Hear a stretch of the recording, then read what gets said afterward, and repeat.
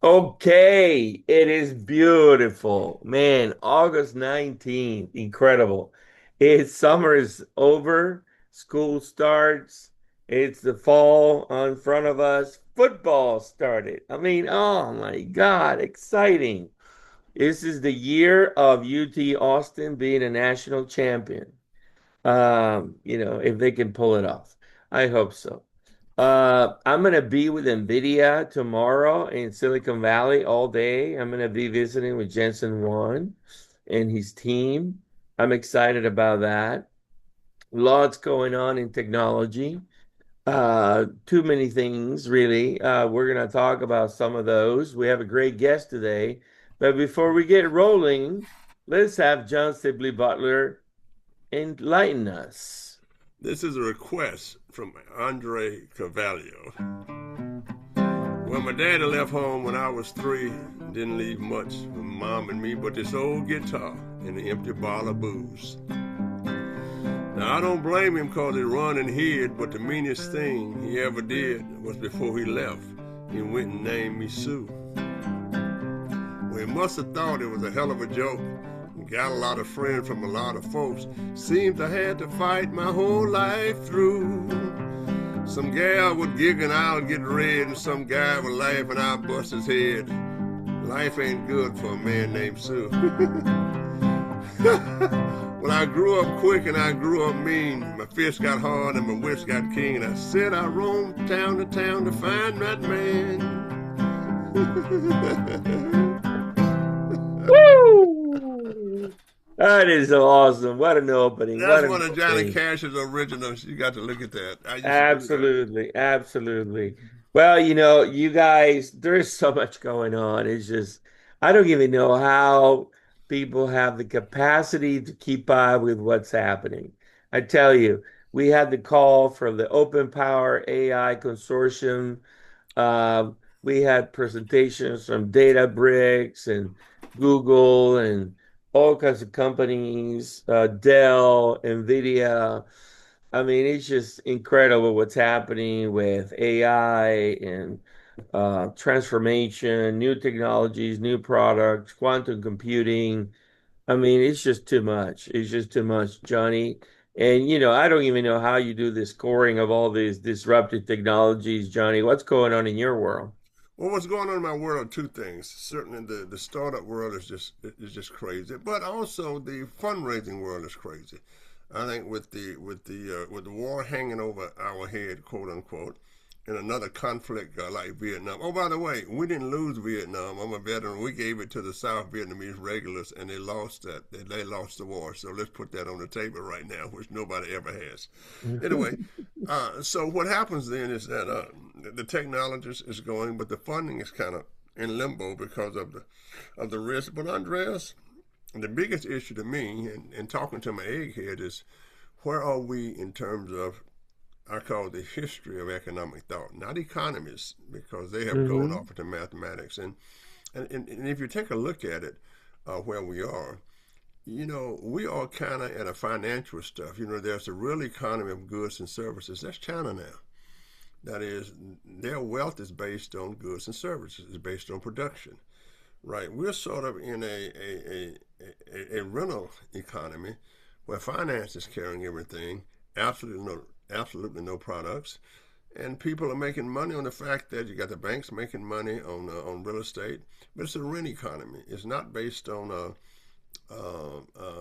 products and service. So, when I was a kid, you borrowed money for the bank or to build a factory so that you can have better jobs. Right now, I borrow money to invest in the financial market so I can increase my wealth if I borrow money. So that's one thing to think about where we are in time and space. And that means understanding the history of economic thought from the ancient Babylonians uh, to the ancient Arabs up to where we are now. And that's how have people thought about it. And then, of course, we put it in mathematical formulas. But what I really want to talk about now is the what's going on with the younger generation. That is, if we do not promise them a way to do things, to find jobs, to find opportunities, then you have the development of democratic socialism. You have what's happening in New York City. And I think those things are real. And remember, I'm a child of the '60s, and the hippies were quite a force. But at the end of the day, the hippies did have a way to go and find a job once they wanted to drop out of their perceived great world. So what we have to do, Andreas, is with all of the great stuff that's happening in America, we have to find a structure, right, to provide opportunities. Because I have decided this: our type of capitalism and China's type of capitalism are going in two separate ways. Hmm. That is, even if there was no China and we had given up production to create wealth rather than rent to create wealth, then we would be on the same wavelength. So it's a structure thing. We have to figure out a way from the financial sector to start financing those things that produce jobs and opportunities for the next generation. Andreas, since the pandemic, the 1% and higher has made over $3 trillion or more, Hmm. right? But there are no jobs for this second generation. So how we think about it and how we structure a society, we almost back to the feudalism. Remember, in an interesting kind of way, capitalism based on production was a reaction to the old feudal society that had come up through Europe. And that is where all of the money was based on rents. And they said, okay, and of course, an economy based on rent is what you pay above what's needed for production. But none of our money is going to production. You know, people buy a house, but you got to have collateral.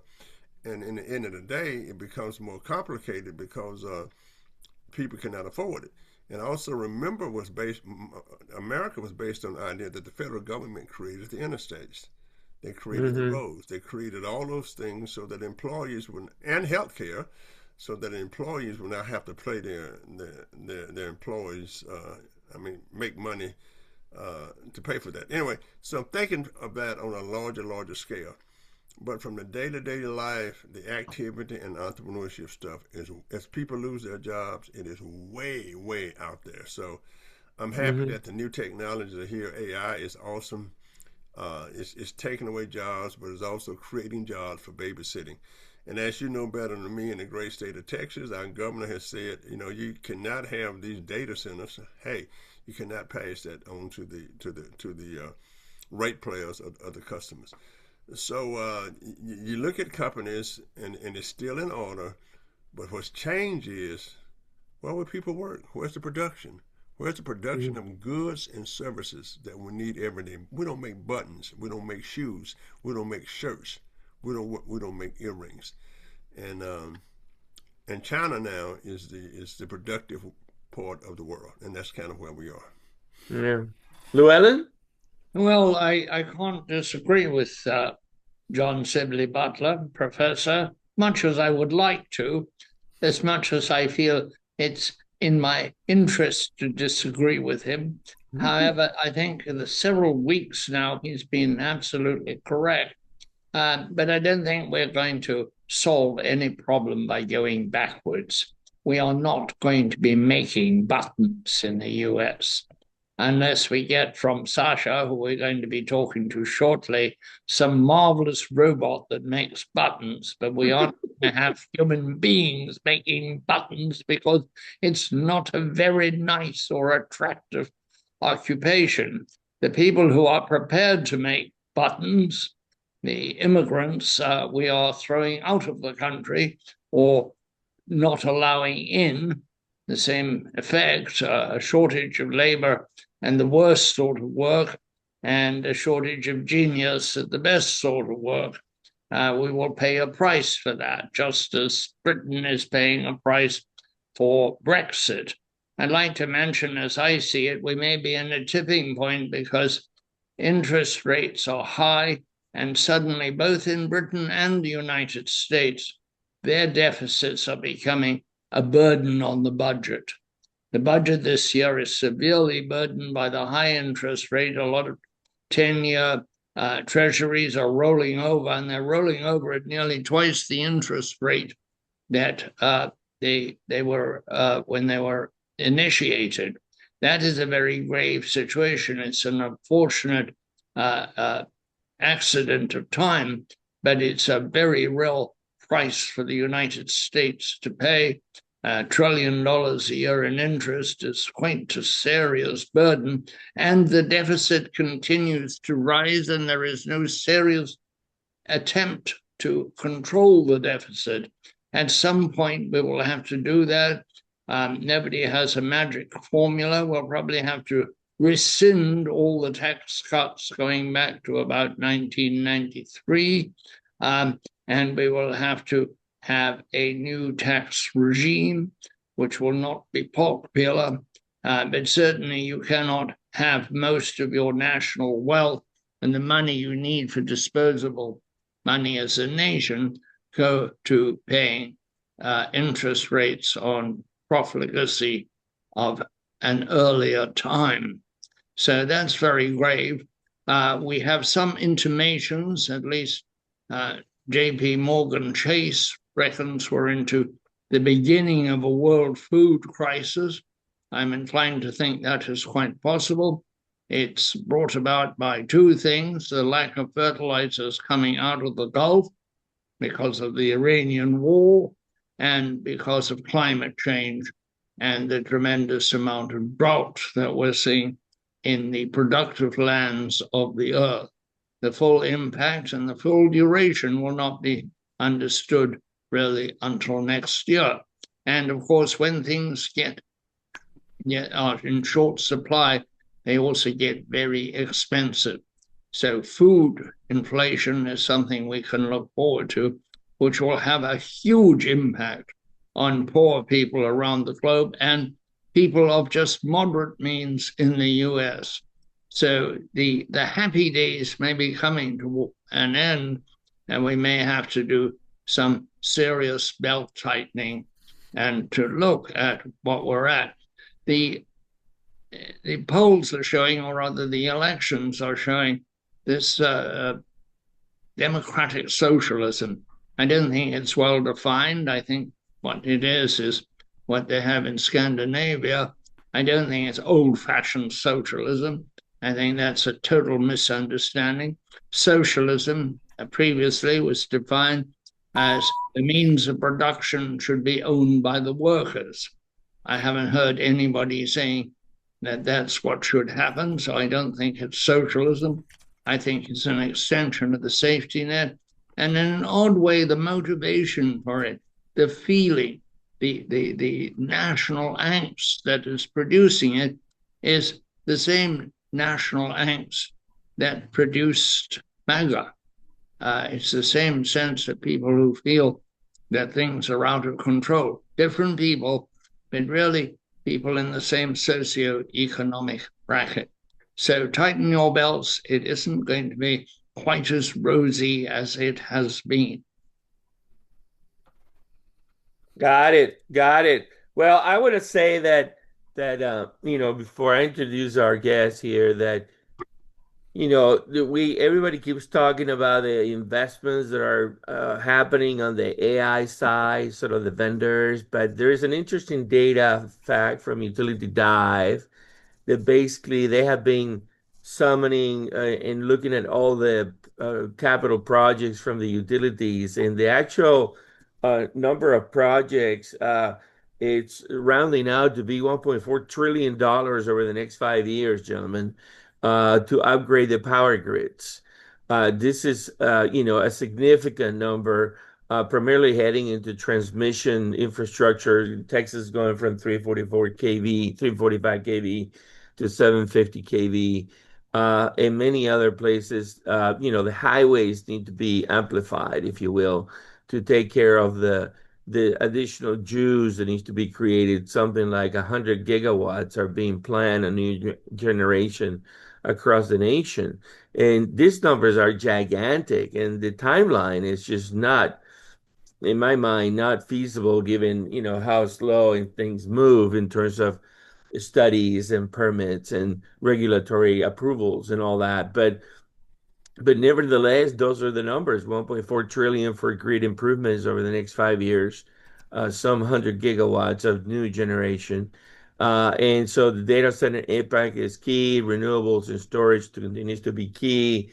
I would say that the electrification of vehicles seems to be sort of taking a backseat to things for some reason. Don't really know exactly what's going on, but anyway, nevertheless, I just wanted to share that and introduce Sacha, old friend Sacha Fontaine, leader of power and utilities AI at SAS. And as you all know, SAS is sort of the first large commercial company that really drove statistics and predictive analytics into the world. And they're obviously a global leader in AI for a long time now, and now the world's coming to them in many ways. So SaaS, software and industry specific solutions transforms companies from the get-go. So we're happy to have Sasha so we can have a big discussion on what's going on and what is SAS looking at and what's he looking at and where things are happening in the electric sector. Sasha, welcome. Thank you. Appreciate the discussion at the beginning. I was hoping I didn't know it was going to be so philosophical, and I was hoping for some insight that was a little bit more optimistic. Because I had a question at one of your conferences, Andreas, about what happens with generative AI and what happens to royalties or IP if Hmm. there's iterations, small iterations on your IP. It came up with artists. They started watermarking or poisoning it to LLMs, but at a societal level, to John's point, what does that do? What's the new mechanism for um, for value growth of individuals? Because Yeah. China has unitary. Those we're not going to make buttons here. I don't think we want to make buttons here. And at the same time, we're focused on AI, but the next step is going to be AI for robotics, and I don't think Yep. that step's going to be very far away. Yeah, it's underway in China, and we won't be far behind. Yeah, no, I agree that physical AI is really the ultimate revolution in the US with manufacturing, old robots, everything. And but I'm curious, Sasha, you guys, sort of have a unique view because of what you do and because of the portfolio and the time the company has been around. What are utilities doing? What's going on with, AI on the front office, the back office, running the grid, running customer service? I suspect is being used all over the map, and the question is, how are they using it? How are they working with you guys? And what's changing? So yeah, good point. And it is, and when we say AI, I'll make the distinction, right? So Hmm. statistics is the basis for that. Machine learning, deep learning, Gen AI is a type. But when we hear AI a lot in the news, people are referring to Gen AI and large language Hmm. model. Hmm. So I'll make the distinction between what I guess I'll say traditional versus these large language models. Large language models are being integrated in pretty much every software tool out there. And like you said, physical AI is going to be next. And that's no different for us. And we have partnerships, deep partnership with Microsoft. So we use their LLMs significantly, but we just opened up our tool. So Satisfy is our tool set, our main tool set. And we've opened that up to be used with external LLMs. Um, Hmm. I just had a colleague before this call, I was viewing them using Claude to interface. So protocols, open source standards are coming out. One of them is MCP. It's Hmm.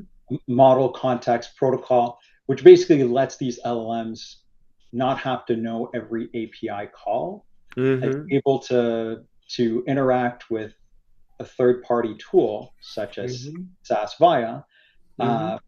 in order to exploit the features of that tool again without knowing all the APIs basically becomes discoverable. Having opened that up, 2 weeks ago, I spent about 10 hours working on SAS Vias Copilot to Mm-hmm. create a demo for a keynote that I gave. And that was 10 hours to make this was for co-ops, cooperative utilities. And I used some seed data, generated some synthetic data. We have that tool set again as well. It's Data Maker, but it's a generative AI tool set. And then basically, as a non-data scientist, I'm a utility engineer. That's my background. I spent my entire career working for utilities, either directly for utilities or on the other side, servicing them. But I'm not a data scientist. I haven't programmed in years. I went in there and I asked the way SME at a utility would ask, hey, I've got for a co-op, Mm-hmm. what data do you think I would have? It had a very reasonable explanation. I had to be a little bit more succinct, but that's the basis of the LLM that has that reasoning in it, right? From public information that it was able to get trained on. But then I made it more specific, and I used that synthetic data for real use case. And in about 10 hours, like I said, I created a tool with a dashboard for a call center representative to talk to a member, and before they call, there's already a one-line explanation of the most likely cause or reason for their call. That could be a rate increase since their last bill. It could be usage due to weather changes. It could be an outage, or it could be a new appliance. New appliance being, you mentioned EVs. That's one of the bigger step ups that we see. And of that 10 hours, I would say it's about 6 hours, probably my tuition for learning the tool. So how is it affecting us? How is it affecting the industry? It really is democratizing how AI can be used, and who can use it in a way that gives results. So that's one aspect, which is the optimistic aspect, the really great aspect. And this is turning into a long answer, so I'll take a pause here. But the next aspect is, after someone like me, in, like I said, 10 hours, creates a tool that's using some machine learning, mostly statistics on the weather normalization, in order to create this tool. That's me. We're 10,000 employees. I built another one since then, right? That was 2 weeks ago. I built another one. So how many of these agents are popping up?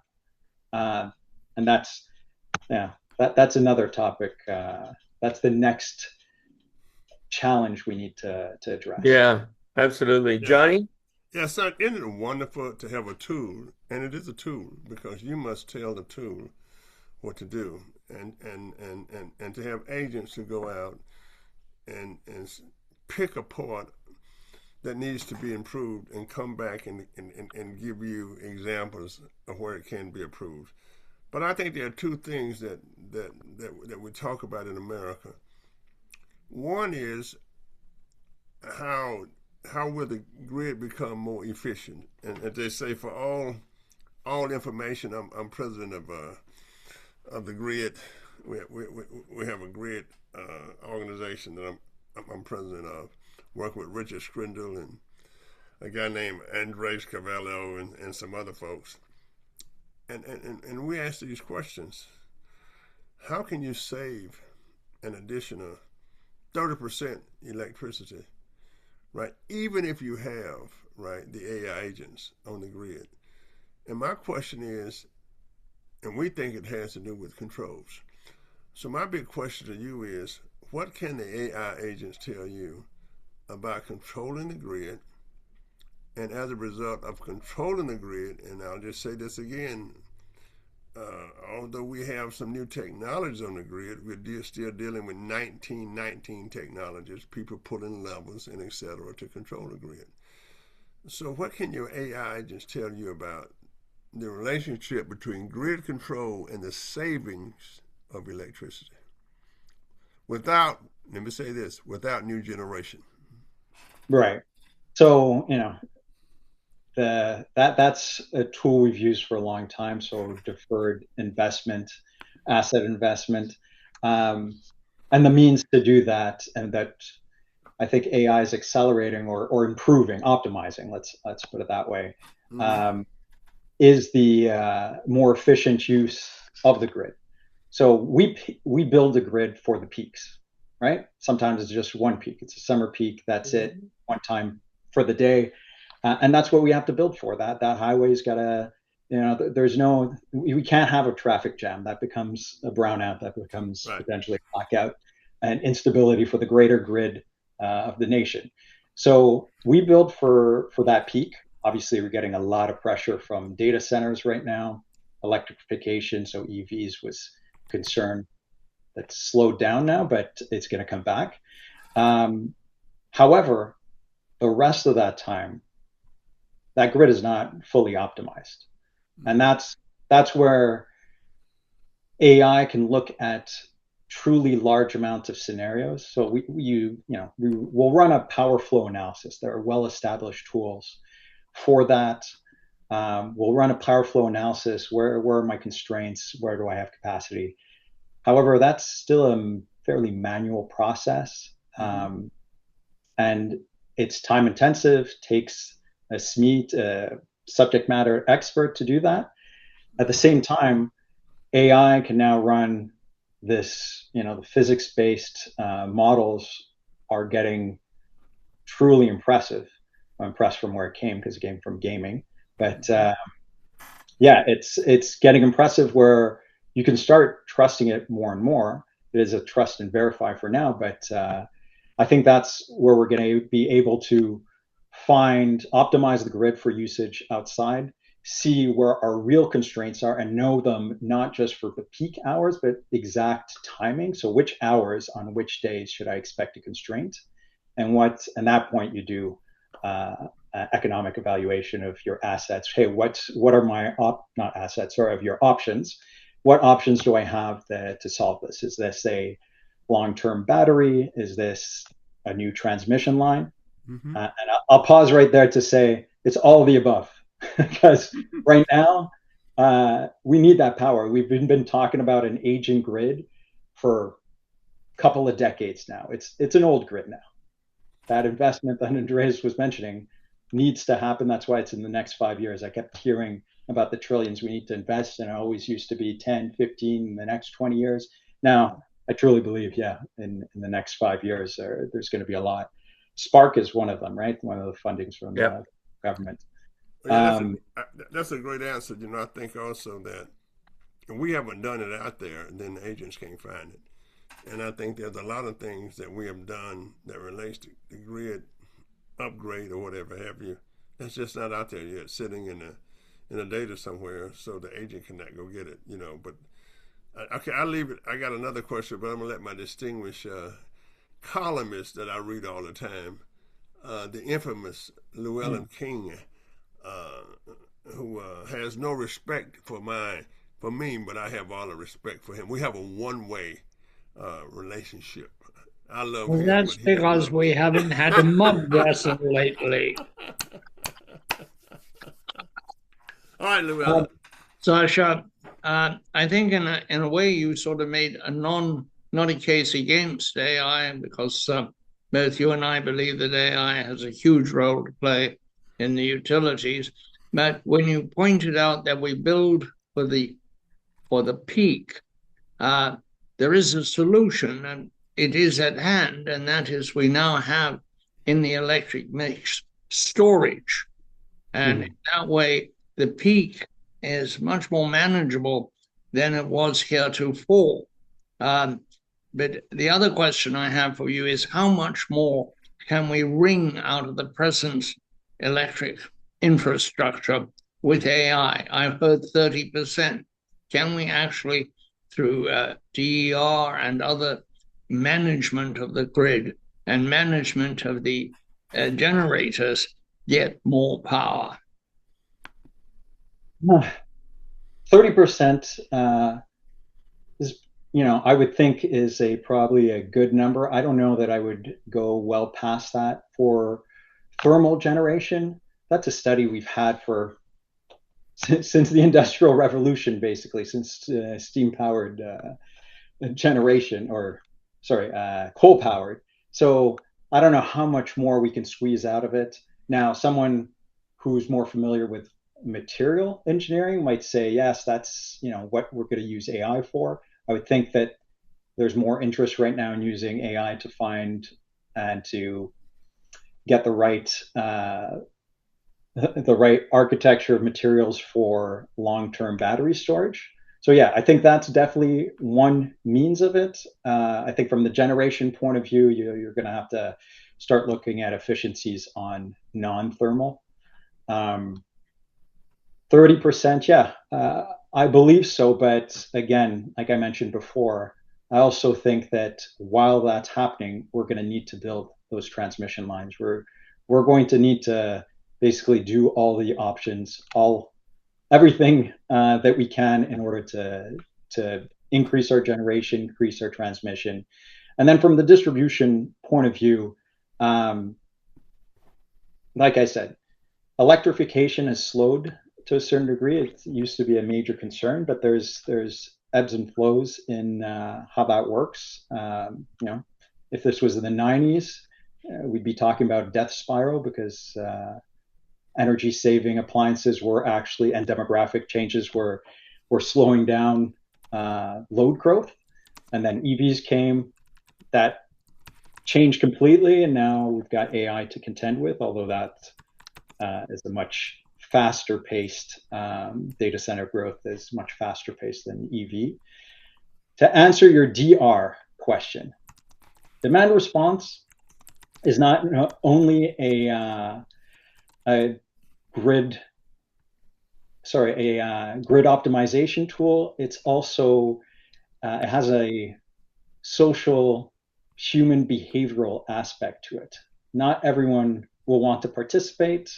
Not everyone will avoid peak times, even though there's incentives for it. So it needs to strike a balance between, and cost will affect that. The cost of electricity does affect behavioral changes, but uh, it's going to get to a saturation point of how much we will be willing to pay for that arbitrage in power. Hmm.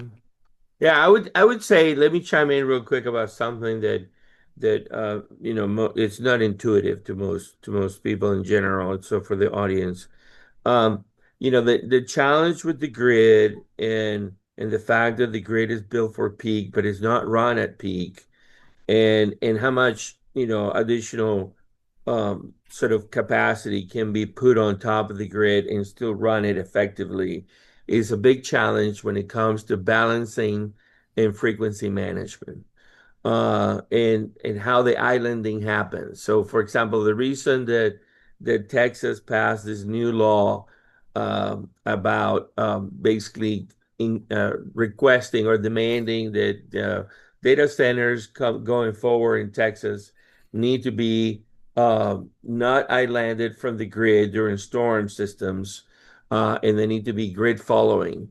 And the issue with that, if you know a lot about Kirkus law and all those things, is that is really difficult for a large system to they give up, all of a sudden. So let's say ERCOT is, 100 gigawatts, which is not, but almost. And you need to give up 10 gigawatts in 1 second. That is a gigantic amount of electricity and current to deal with in a short period of time. And so there is a challenge of the grid being flexible, coming and going, people islanding and coming back to the grid whenever they want to, quote Mhm. unquote. And then the balance of the grid itself is a very, very difficult thing to do.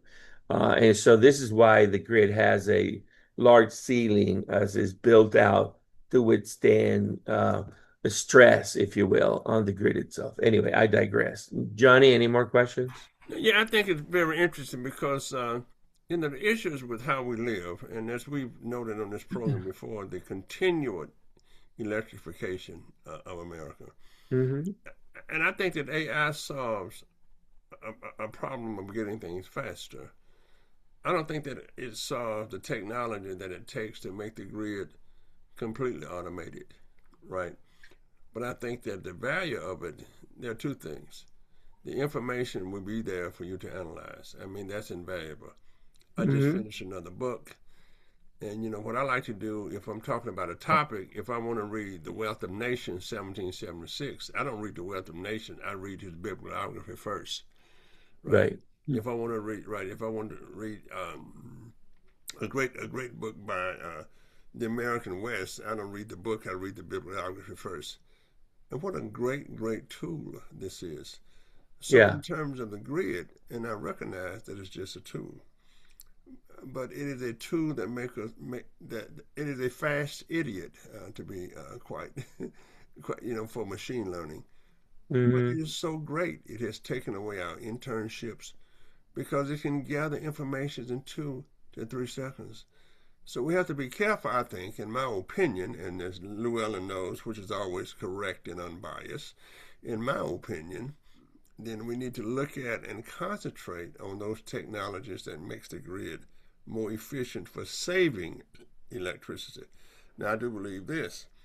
I think that the agents, the AI agents, can bring us the data that will allow us to do that. But I also say this as a quote insider, non insider, that a lot of the technologies, as we've said on this program before, are just sitting on the shelf, Hmm. waiting to take this great technology and make the grid more efficient. So we cannot confuse a fast idiot, right, with improvement, right, of a technology or any kind of a technology, because the fast idiot cannot go outside of the information that we have. And as our distinguished guest has noted, it was what he did himself, right? What he did himself, right? He told AI what to do, and then AI came back and said, "What's your opinion?" So I just Yeah. think that I'll continue to ask the guests: do we need more generation of electricity, or do we need at the same time, or we need more controls to save electricity? And my favorite analogy is I cannot put the controls on my sports car on Andrea's sports car. Hmm. And I think that's kind of where we are, vice versa. So I would like Yeah. to ask the guests about more, But much, but and etc. I yeah, yeah, and I think if I can chime into that, Sasha, is that when you think about, I mean, you guys in obviously in partnership with LLMs can really analyze the information about, what's missing, what's the capacity, what's possible, what are the risks, all those things, right?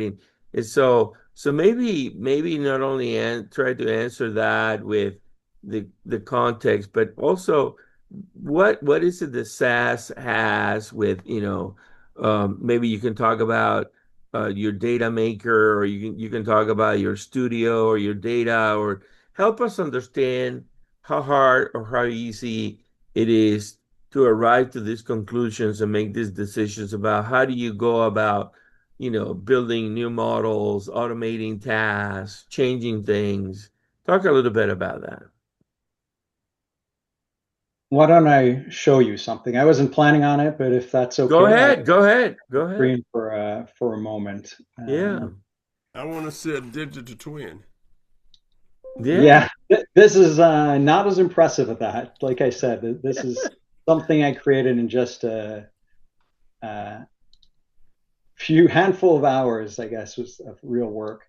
But let me get that playing, and then Because as such as pulling that up, Johnny, we are, I think, early days in the game.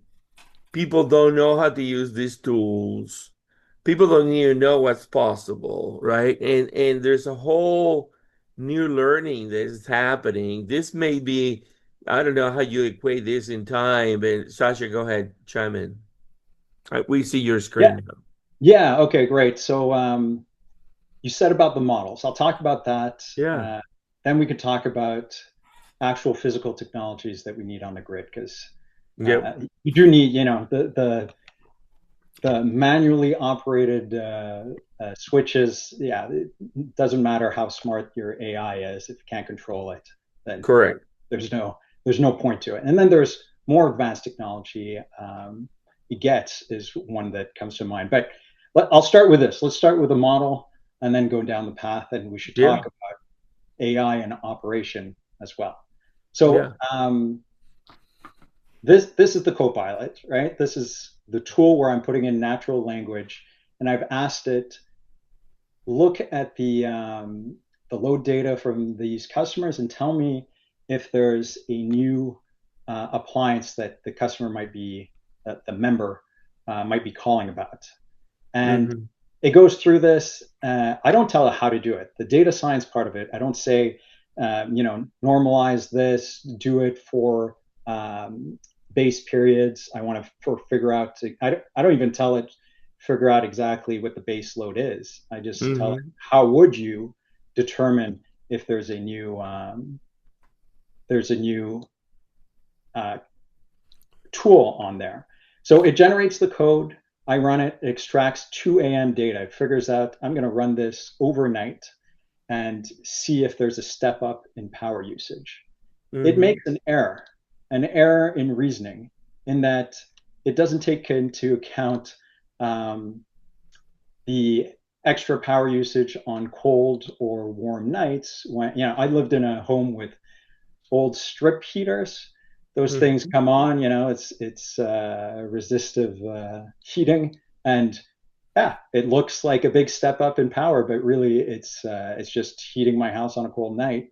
So I actually tell it here, a lot of these homes have these problems. I had to tell it, I had to correct it. So are we at a point where we would let this control our grid?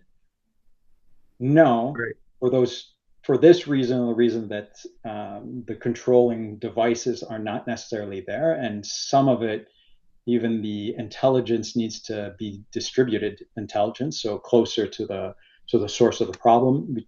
Andreas, you talked about frequency events, so fast frequency responses are Hmm. sub-cycles, so it's much quicker. So I corrected it. It fixed its error. Um, Excellent point, great. But had I not been there to catch that point, I would have been showing wrong data uh, in my Hmm. demo. So that's one aspect. No, it's not quite there that I would say I'd replace a system operator to do that. Hmm. However, going back to fast frequency response, that needs to be, we have primary protections, we have mechanisms that take the human out of the loop, have existed for a while because it's too fast for a human to interject. Now, at this point, we wouldn't trust it, but as AI keeps evolving, as we keep training it on physics-based models as well, and on data that utilities are going to have to provide their historic data to be able to train, do the machine learning. Um, yeah, the grid operations will start being more and more automated. And we've touched on this before. Llewellyn mentioned, at what point can you go back in case it's not working? And I'd say, as long as your system operators are still there and still fresh, but that won't be long. They're not going to stick around for more than a year or two to see it work. So without a major incentive. So that's one aspect. And then there still needs to be investment in the physical aspect of the grid. I mentioned grid enhancing technologies. Those are mechanisms for better power flow control, optimization, which does not necessarily require new generation. However, John, as we keep going to electrification, an electric vehicle by far, we're talking about well over a kilowatt of power if you're charging it from Yeah, fairly Sasha, fairly empty, right? So you that are a that's man. You are a man after my heart Hmm. because the case studies that I used. case studies from West Point, as I contrast business case studies with West Point. If Custer made an error, it counted. And the other one is from the airline industry. I think that the airline industry started a long time ago, and you are doing exactly what a pilot would do. So a pilot comes on, checks all the instruments, and I was on a flight one time from Denver to the University of Colorado, and they came back and said, all right, you need to sit over here, and you need to sit over here to balance the airplane. But right now, as my good friend Herb Kelleher used to call his pilots passengers, because they are doing exactly what you do with the grid. We cannot just allow the software to fly the airplanes. You know, we got in trouble with Boeing and the Egyptian flight, right? The pilots must be able to understand, but more importantly, what you just said is this. If they find something that is wrong in the software, because pilots would say, you know, everything looks good, but the plane just doesn't feel right. I'm not going to fly it. And remember that unlike us in Vietnam, we couldn't reject a helicopter if it just didn't feel right. And so I think what you're telling us is that you have a great sense of understanding of what's going on with the grid very, very quickly. But it was you, the human being, that oversaw it. I would like for our pilot on the program here, again, Andreas, ask our distinguished colleague if he doesn't mind talking behind me. It's difficult to do. If he would comment on the airline industry and how they improved flight with AI and software based on when he was flying by the tail of his ingenuity, not by technology. Well, go ahead. Go ahead. Whom are you asking? Sorry, go ahead. Go ahead, Sacha. Was that directed at me, John? No, I wanted Llewellyn. He's a pilot. I wanted Llewellyn. Llewellyn was a pilot flying by the seat of his pants. I'm not a pilot anymore. I'd rather ask Sacha questions. He knows more than I do. Sacha, not about piloting. Well, how can we use AI to make the data centers less energy intensive? It seems to me that they will have to come down in size and down in the amount of energy they consume. You can't allow them basically to take over the world. And every time we've had a new technology which looks as though it will demand infinite resources, which is what data centers are basically doing, land, water, electricity. Yeah. How can we make them more efficient, and what breakthroughs do you see? For example, I noticed that Holtec has just added an air cooling system to a nuclear reactor on the Danube because there's so little water in the Danube. Well, if you can air cool a nuclear reactor, can't you air cool a data center? Yeah, absolutely true, right? There's a lot more thermal mass to take away from a nuclear reactor than a data center. I'm not a data center expert, but I would imagine that that's accurate. So that is one mechanism. I've mentioned this before, but there's starting to be, the past few years, there's been more of an emphasis on reducing computational needs.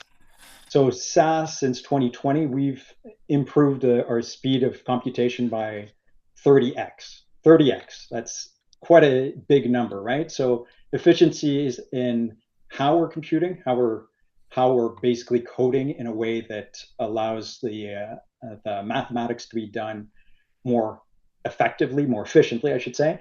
And then on the other side of it, actually, this is a good one for SAS or my company, ASC, which is a semiconductor chip manufacturer who provides quite a bit to NVIDIA, AMD, etc.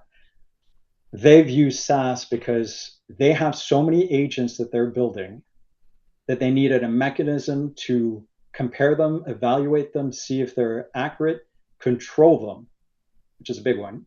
Because even sometimes we build controls. I'm sure you've heard in the news of horror stories of Uber or others who've put AI code generation with their developers and then blew their budget because they thought their monitoring was correct, but it wasn't. So ASE has put that in place because they are building so many of their own agents in order to improve their chips. So I think that the chips themselves will also become less energy carnivorous, and that tangential that we have is gonna come down that curve because we're just evaluating from early days. We look at the tangential, it shoots up like this. We're not looking at the curve coming down at any point. We did this with internet. We said we'd have to cover the country with wiring in order to connect everyone, and then fiber optics came into play, right? So we're already working on that on the software side. Chip manufacturers are working on it from that side. It would be lovely if data center developers looked at it from an energy cooling, right? How do they cool this in a different way? And that might be new material, or it could just be applying to cooling technologies that we've used in other scenarios. I would like a final question to ask. Where do you think the grid needs the most help? Should it be on the grid edge? Should we be looking at solving our problem at the grid edge, or should we look at rewiring the grid with new connectors that will carry twice the power and have no sag? So reconductoring a line, even if your new connector, your new conductor is a lot more efficient, is still labor intensive, requires permitting, has risks to any large construction projects. So that would be quite difficult. I would say proper segmentation, additional connection tie points would be very helpful. So basically being able to reconfigure the grid in more ways is a lower cost means of having good reliability. But then back to the point of running that grid more efficiently for non-peak hours, I think it's going to be very important. And we're going to have to keep in mind that the forming factor for our peaks is no longer going to be commercial, or it's going to be data centers. It's not going to be residential customers. It's not going to be commercial, and very few industrial at a macro level. So actually, there's a company out there called GridCare that looks at that, that's using AI to run a lot of, I don't know how many scenarios, but basically they look to determine exactly when that data center will cause the most load, or a problematic load to a grid. And by identifying that, basically we're able to, as a utility, say, well, we can't serve you during that time.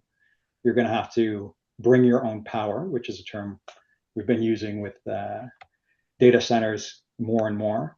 Or, if you're able to cease operation or reduce operation during that time. Either way, the idea is that those are peak times that would cause a major issue, that the rest of the time we can service you no problem. So that's AI in that manner, right?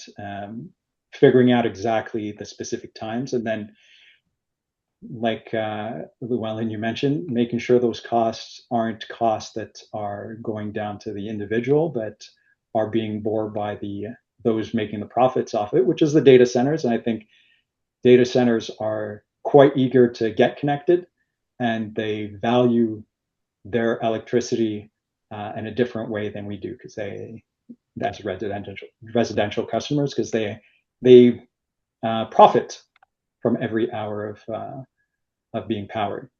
We don't, or rarely. Yeah. So Sacha, give us a sense for where is the money going to? When you look at all this SaaS projects for utilities, are these projects helping operations in the grid? Is it helping customer-facing activities, customer engagement? Is it helping compliance, reporting, financial stuff, HR? Where do you think is the bulk of the projects?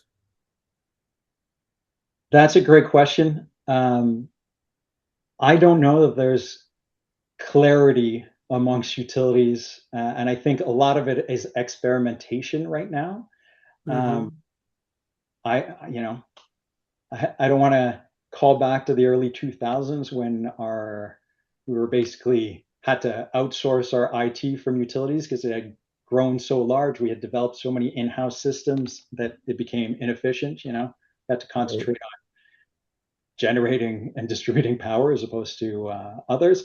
I think have that risk Mm-hmm. because I've seen so many use cases out there, all of the Mm-hmm. ones you mentioned, HR, uh, helping with rate cases, all valuable.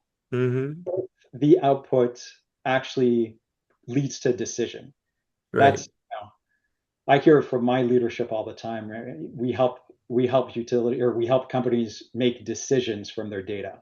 Uh, and right now, not just utilities, I think a lot of companies out there are experimenting with Sure. AI, but not drawing huge benefits yet. But if I Mm-hmm. have to guess, it's still the traditional places where there's the most value. So asset health due to the aging grid, uh, Mm-hmm. and then planning operations. Like I said, it's a harder um, use case to solve, particularly because once we hand it over to AI, it's hard to pull it back. Right. Right. Johnny? One thing I want you to understand is that you're not in the grid business anymore. You're in the technology business. Yeah. Industries are not in the grocery business anymore. The grocery business is the content, and the technology is the form. You have on your side that you have a public-private partnership in the sense that nobody can replace you. That is, you have no competition. What that also means is that how you think about the grid has got to be how people think about grocery stores, how they think about the automobile industry, the train industry, all of these industries, because on a platform, you are all the same. So think about the fact that you could do the exact same thing you're doing right now for HEB, the exact same thing you're doing right now for the airline industry, or the exact thing for a university. So, given that, how do you take all of the thousands of independent people in your industry, right, and make them aware that for them to move forward, they need to get out of the industry of the grid? And the industry Mhm. now is what you're doing with AI. And AI is the same whether you're doing peanut butter. The questions that you ask AI are different. How do you convince the 3,000 or more grid operators to come aboard? And what you've been describing to me is what we had with the grid. I mean, what we did with the internet 50 years ago, standardization. How do you Right. standardize? What you've been talking about is standardization. And we've had the same thing in all industries. Even your automobile now would just be a big iPad, right? So Right. how do you get to the point and say, look, we're providing a service, but we're really not in the grid industry anymore. We are in the technology industry, and how do we get things standardized? Um, I think so. On the standardization aspect, I think that that's self-fulfilling because everyone wants to use the latest technology as it comes out. We're Mm-hmm. excited about it, right? Whether that's from us or we from somebody else, and we want to integrate it with our tool set. Our tool set still is able to process huge amounts of data. That's not what LLMs are for, right? We're able to manage it. We're able to have lineage and then explainability. And that's the other aspect. So one aspect, the standardization is going to come just from the fact that just like USB came out because everybody was building these new devices for computers, your camera at the time, it wasn't that way. The old mouse had its own connector. Your keyboard was the only one standardized to it. Your webcam was different, blah, blah, blah. Monitors. Now I plug in my external monitor with USB. That's not because there was one company that said, yeah, we're going to convince everyone. It's because everyone wanted the newest technology, and the mechanism to get to that was standardization. How do you get all these 3,000 utilities to get into the technology? I think it's a question of trust. And for that, explainability is essential for AI. You can't let your AI tell you, yep, I'm good. I'm at 98%. Part of our has this evaluation feature. I tell my students, go read Sloan's book, How I Built General Motors. Despite the tools, he answered every question. The tools would change, but this up here in the strategy and how to use the tools. How I Built General Motors by Sloan should be read by everyone. Because individuals and the strategy will always take you where you need to go. And if you reject the strategy, well, then you end up like all the other businesses that's on the shelf, right? From Blockbuster to Sears and Roebuck, right, to TWA, you just name them, right? Because they thought the tool would get them where they want to get, right? I mean, my big revelation to me was when I can repaginate, right, while writing a book. All of a sudden, I can say, wow, I can repaginate on a computer, and everything comes out big. Remember before, when we used typewriters, we had to go back and retype the whole thing. So I think that, Sloan's book on General Motors, it's about strategy, And when I say that you are in the AI, the technology business, is how management understands how to use those tools. Because the biggest change, right, was how we made automobiles. But theoretically, it doesn't have anything to do with automobiles because we also put it with Kellogg's cornflakes, right? We put it on everything that we did. So anyway, I think it's because, from a professor's point of view, everything is always comparative. You're looking for standardization so you can compare across time and space. So I think it's absolutely great, but I also think you guys need to think about, hey, the grid has been here, and the most important part is what you're doing now. The interaction between strategy and the new technology. Yep. Well, Sacha, I don't know if you have any final thoughts. I'm curious where you're going to be in the next 90 days, what's in front of you. But thank you for being with us. And if you can share a little bit more about your whereabouts and what's your focus right now. I mean, my next exciting trip is going to be SAS Championship, a PGA Tour stop where our company has hosted for decades now, and they have a really fun. Where is that going to be? Program. It's in Raleigh, North Carolina. Okay. Yeah, Prestonwood is the golf course. So yeah, that's one I'm looking forward to. And I'm excited for some of the Utility Analytics Institute events as well. The thing I'm really excited, is in the news just today, which is Genesis mission, so the funding for AI. Because, and I know there's detractors in terms of having to do this in a responsible way. And I just mentioned explainability, trust in your AI. Absolutely.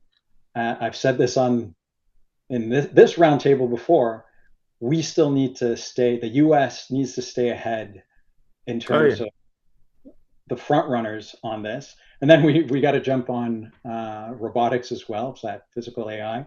So I'm hoping that's there was a bit of a slowdown as funding needed to move to private funding, so tokenization, so people started getting bills for all their AI usage.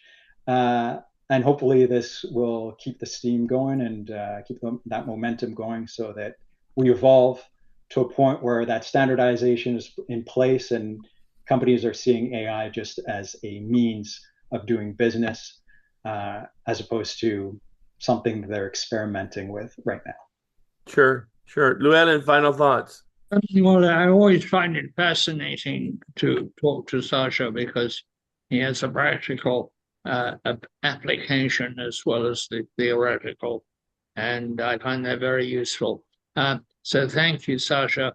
My thought is that we should stop worrying about what other people are doing in AI and to put it to use in more ways. I read, but I cannot verify that whereas we lead the world in thinking about AI and in creative AI and the cutting edge, in terms of applications, we're not even in the top 20. Well, that's pretty bad. What we know about the Chinese is that they are heavy in applications. And it would seem to me that people like Sacha are playing an invaluable role in applying AI, not waiting for it some magic day when everybody's going to get rich off it. Johnny, final thoughts. Yes, I agree. I think China is way ahead of us because they do manufacturing with AI and in terms of that technology.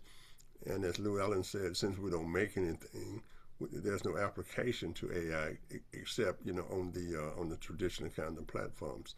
But I think this is a great discussion, and I also think that we use the grid every day. The lights must come on at the end of the day. At the end of the day, everything must fly. So it's been a great discussion.